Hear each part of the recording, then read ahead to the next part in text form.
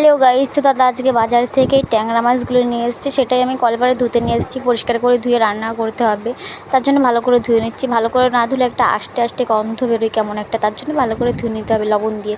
তো প্রথমে আমি ভালো করে ওগুলো ধুয়ে নিলাম, দিয়ে দেখো পরিষ্কার করে ধুয়ে বাড়ি নিয়ে চলে এসেছি মাছগুলো। দেখো ধোয়ার পরে কতটা সুন্দর লাগছে দেখতে। দিয়ে রান্নাটা করব। এখন দেখো দাদাকে বললাম একটু সবজিটা কেটে দিতে, তাই দাদা একটু বেগুনটা কেটে দিচ্ছে। যেহেতু আজকে বেগুন দিয়ে রান্নাটা করব, বেগুন দিয়ে রান্নালেও খুব ভালো লাগে। দাদা এদিকে দেখো দেখে বলছি যে প্রায় 1.5 কেজি হয়ে গেছে।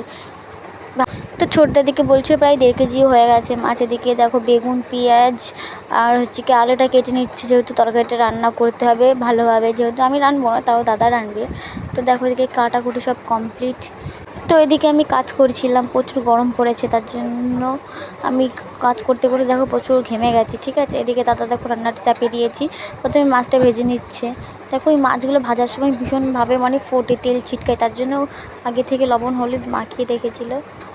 তো এদিকে দাদা দেখো ভাজছে, যেহেতু দাদাই আজকে রান্না করছে।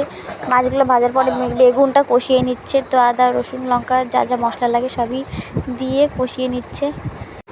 তো দেখো এখানে দাদা ভালো করে মশলাটা কষিয়ে নিচ্ছে। বেগুন দিয়ে নয়তো ভালো লাগবে না তরকারিটা খেতে, যেহেতু কষানোর উপর তরকারির স্বাদটা আসে, তো ভালো করে যেহেতু কষাতে হবে।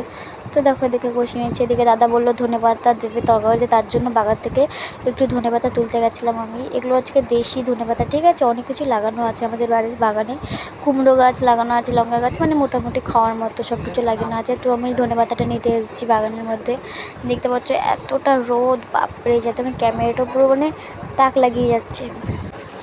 তোমার ধনেপাতাটা নেওয়া হয়ে গেছে। চলো তোমাদেরকে দেখাই আমাদের বাগানে কী কী লাগানো আছে। দেখো এদিকে কুমড়ো গাছ লাগানো আছে, ঠিক আছে। টুকটাক মোটামুটি ভালোই গাছ ফাছ লাগানো আছে। দেখো মাছ রান্নাটা কমপ্লিট হয়ে গেছে। তোমাদের কেমন লাগলো বলো কমেন্ট করে।